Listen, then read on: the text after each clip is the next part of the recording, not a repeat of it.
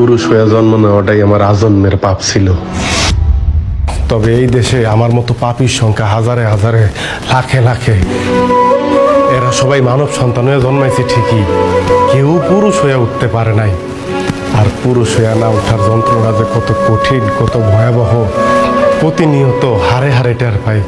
কারণ পুরুষের সাফল্যের ভাগ সবাই নিল, ব্যর্থতার ভাগ তো কেউ নিতে চায় না। কারণ সবাই মনে করে পুরুষ জন্মগ্রহণ করছে পরিবারের অন্যান্য সদস্যদের চাহিদা মেটানোর জন্য। অনেকে ভুলেই যায় পুরুষ নামক মানুষটার মধ্যেও একটা মন আছে, একটা হৃদয় আছে, হৃৎপিণ্ড নামক একটা বস্তু আছে। প্রিয়জনের কথার আঘাতে সেই হৃৎপিণ্ডটা না কাইপা ওঠে।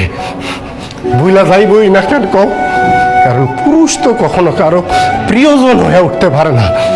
সব সময় পুরুষ প্রয়োজনই কাজে লাগে। জানো সোনিয়া, পুরুষ মানুষ সবসময় চোখ দিয়ে কান্না করে না,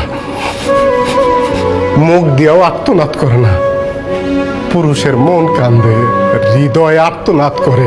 পুরুষ আবার সেই আর্তনাদ বুকের মধ্যেই চাপ দিয়ে ধরে রাখে, যাতে প্রিয়জনরা না শুনতে পারে। যদি কষ্ট পায়